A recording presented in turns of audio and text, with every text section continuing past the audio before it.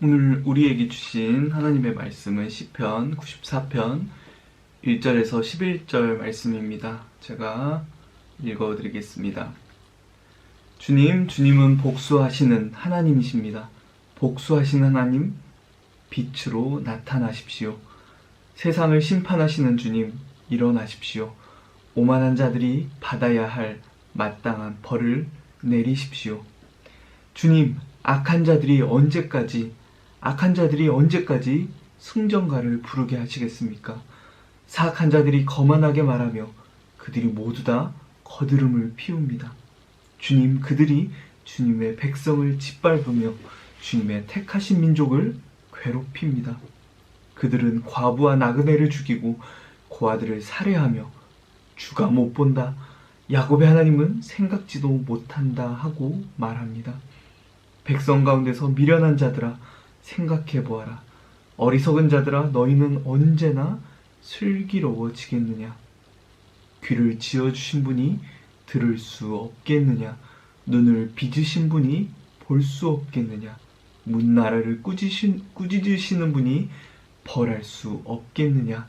무사람을 지식으로 가르치시는 분에게 지식이 없겠느냐? 주님께서는 사람의 속생각이 허무함을 아신다.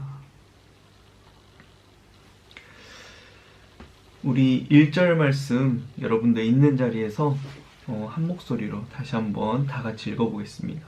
시작. 주님은 복수하시는 하나님이십니다. 복수하시는 하나님, 빛으로 나타나십시오.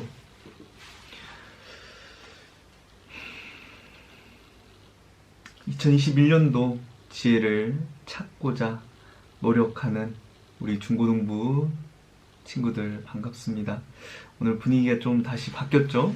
제가 사정이 있어서 집에서 말씀을 전하게 되었습니다. 여러분들에게 양해를 한번 구합니다. 그리고 한 가지 소식이 더 있는데요.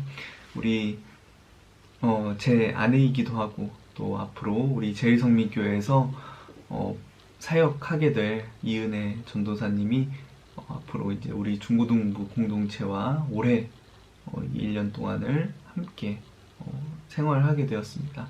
나중에 만나게 되면은 반갑게 우리 인사해 주시기를 부탁드립니다. 오늘 말씀 들어가 볼게요. 우리 친구들 복수라는 단어를 떠올리면 어떤 생각 또는 감정이 드십니까? 영화나 드라마 같은 거를 보면은 복수할 거야! 꼭 복수할 거야! 라고 이야기하는 그런 사람들, 그런 모습들을 생각하면 우리는 복수라는 단어에 대해서 상당 부분 부정적인 느낌을 받게 되죠. 그런데 그 단어가 오늘 누구에게 쓰이고 있다라는 거죠. 오늘 시편 94편 1절 말씀에 나타나죠.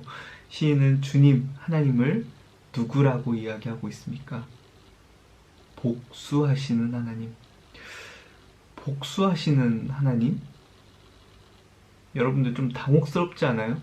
그동안 우리는 하나님을, 우리를 죄에서 구원하시는, 그 구원을 위해 예수님을 십자가에 달리게 하시는 구원의 하나님, 또 용서해 주시는 하나님, 긍휼과 자비가 가득하신 하나님으로 우리는 하나님을 항상 들어왔는데, 복수하시는 하나님?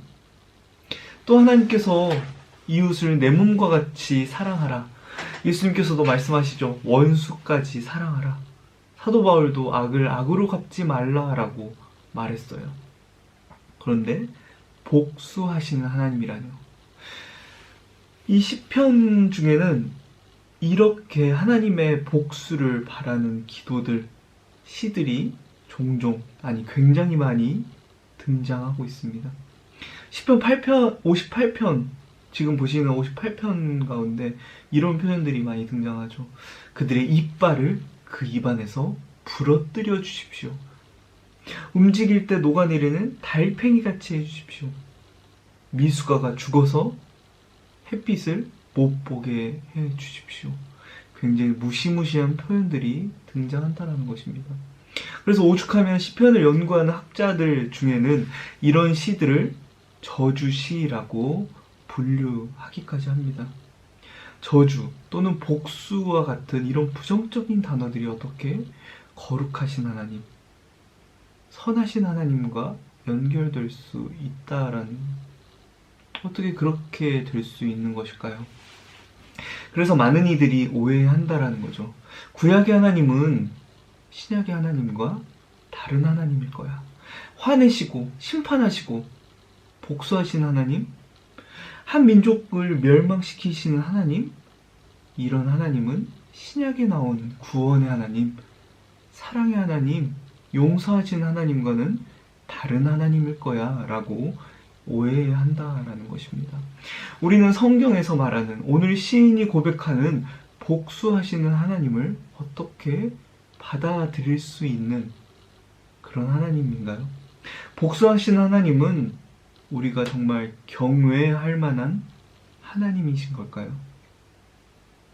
그런데 우리가 여기에서 이 복수하시는 하나님에 대해서 이야기할 때 한 가지 기억해야 하는 것이 있습니다. 인간의 복수와 하나님의 복수는 확실히 다른 개념이라는 것입니다.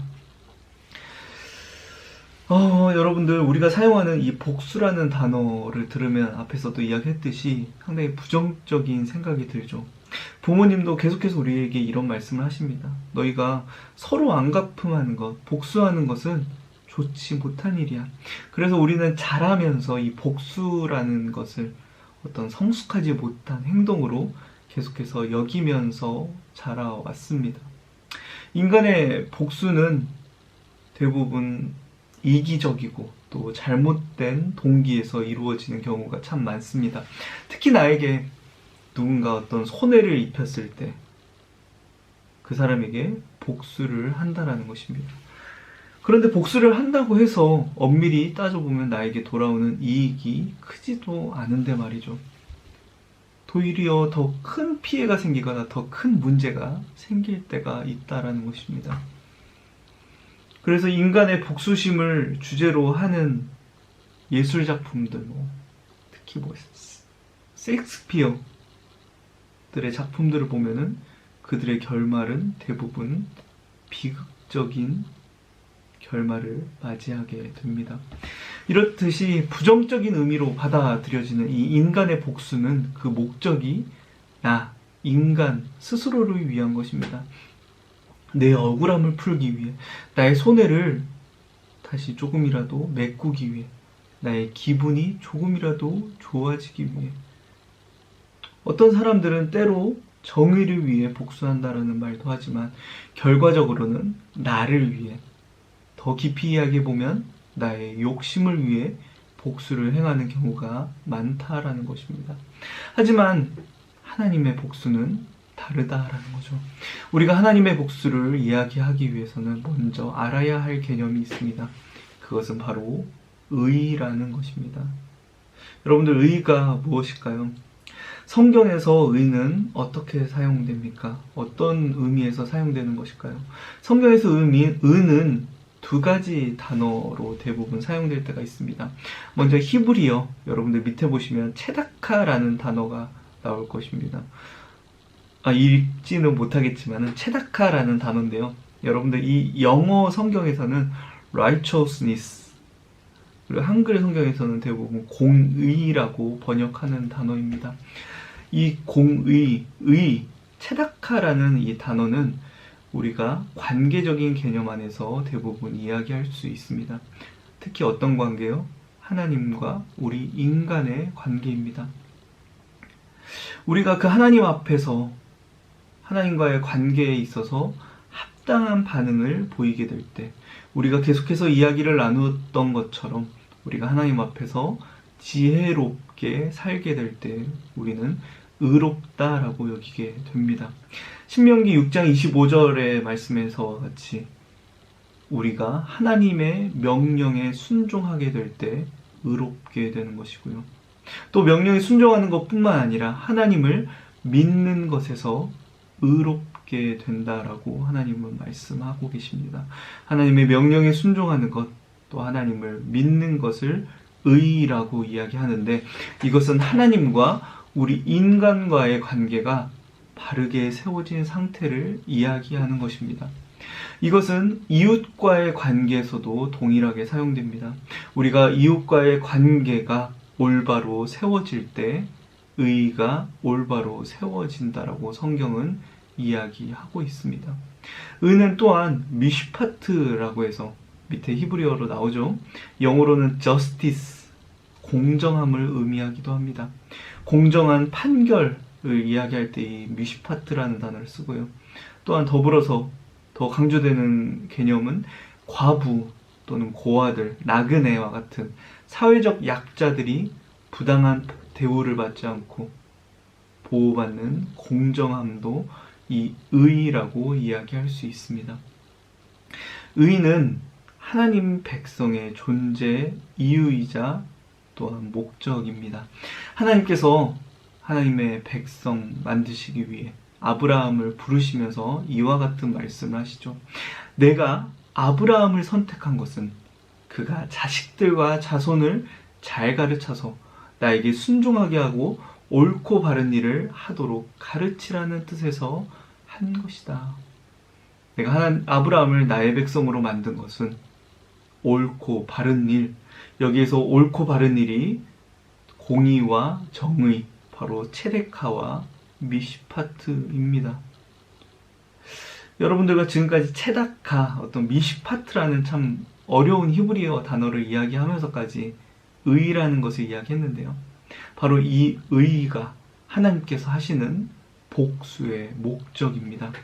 바로 의를 올바로 세우시기 위해 하나님은 복수라는 도구를 사용하신다라는 거죠.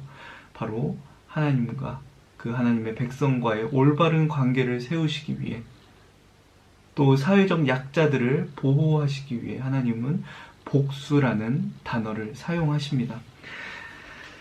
여러분들, 하나님과 인간과의 관계를 망치는 그 단 한 가지가 무엇이죠? 바로 죄입니다.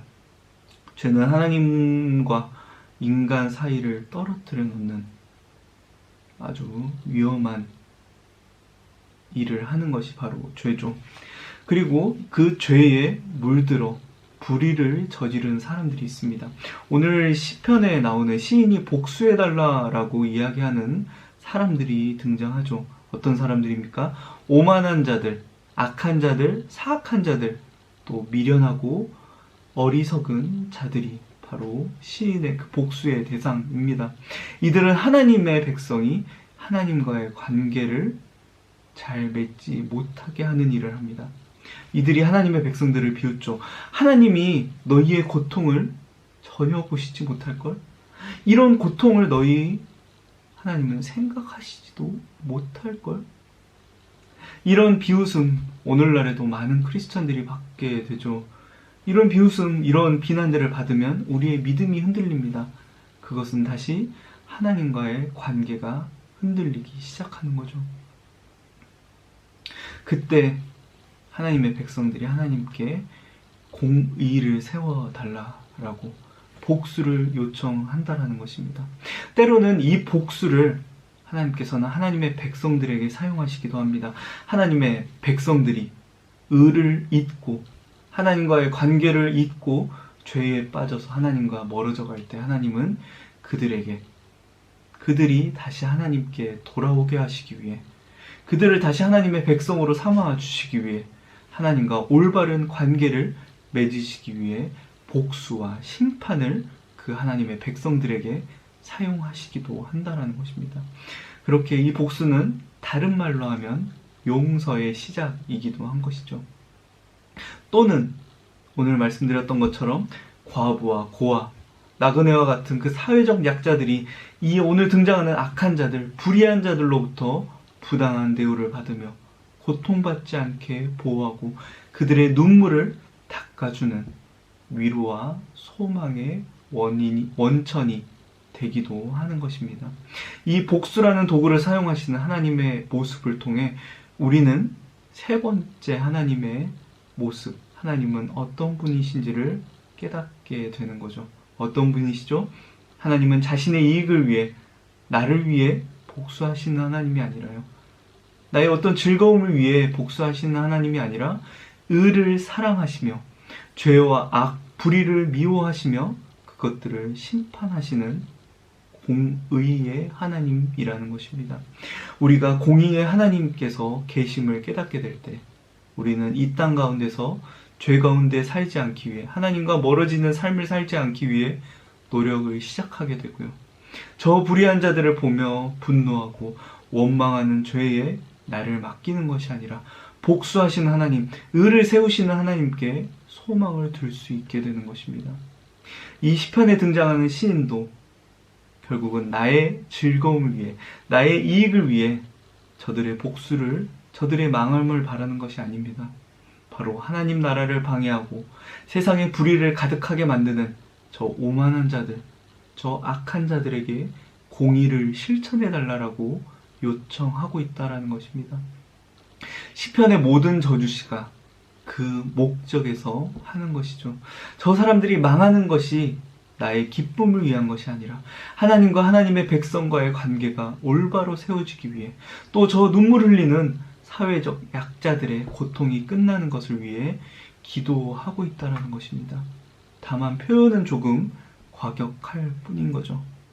저도 그럴 때가 있어요. 뉴스에 나오는 저 악한 흉악범들을 보면서 사회적 약자들을 참 고통스럽게 하는 그 법의 포위망을 피해가는 사람들을 보면서 저 굉장히 분노할 때가 많습니다. 진짜 좀 그 사람들은 좀 잔혹하고 고통스럽게 죽었으면 좋겠다라는 그런 생각들을 할 때도 있습니다. 그런데 오늘 말씀을 준비하면서 그런 분노와 악한 감정에 나를 맡기는 것이 오히려 하나님과의 관계가 깨지는 것임을 다시 한번 깨닫습니다.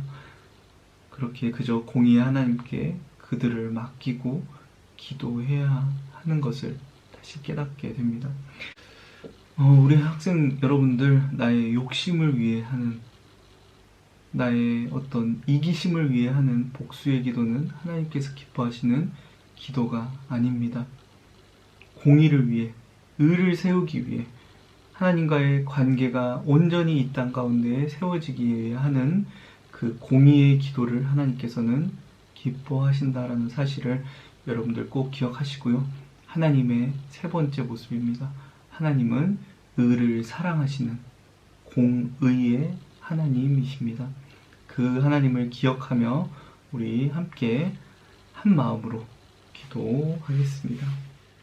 의를 사랑하시며 이 땅 가운데 공의를 세우시기 위해 복수라는 도구를 사용하시는 우리 하나님 진심으로 감사드립니다. 죄와 악을 미워하시고 멸하시는 그 하나님의 복수가 있기에 우리가 죄와 악에 빠지지 않고 살 수 있음을 믿음으로 고백합니다.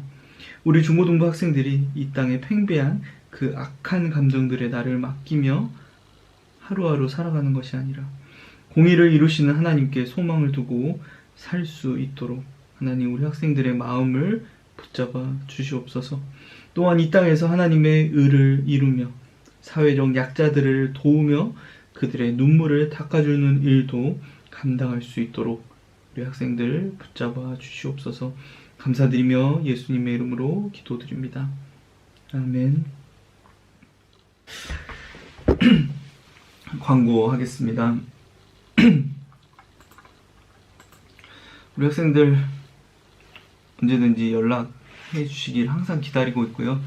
특히 기도의 제목을 여러분들 좀 나누어 주셨으면 좋겠습니다. 고민하고 있는 것 또는 함께 좀 옆에서 같이 기도해 주는 사람이 있으면 좋겠다라고 생각할 때 제가 항상 여러분들 뒤에서 또 옆에서 기도하기 위해서 많이 애쓰도록 하겠습니다. 여러분들 누구에게 이야기하기 어려운 것들, 그런데 이야기하고 싶은 내용들이 있으면 언제든지 이야기해 주시기 바랍니다. 그리고 여러분들 공과 어렵지는 않죠. 공과 어렵지는 않을 거예요. 그냥 예배 때 나눴던 말씀들 그냥 그거 다시 한번 돌아보는 거고 그런 거일 테니까 여러분들 공과 너무 부담스럽지 않게 생각하시고 그냥 예배 마치고 바로바로 공과 해 주시기를 바랍니다. 주기도문으로 오늘 예배에 마치도록 하겠습니다. 주기도문 하겠습니다. 하늘에 계신 우리 아버지여, 이름이 거룩히 여김을 받으시오며 나라가 임하시오며 뜻이 하늘에서 이루어진 것 같이 땅에서도 이루어지이다. 오늘 우리에게 일용할 양식을 주시옵고 우리가 우리에게 죄 지은 자를 사하여 준 것 같이 우리 죄를 사하여 주시옵고 우리를 시험에 들게 하지 마시옵고 다만 악에서 구하시옵소서. 나라와 권세와 영광이 아버지께 영원히 있사옵나이다. 아멘.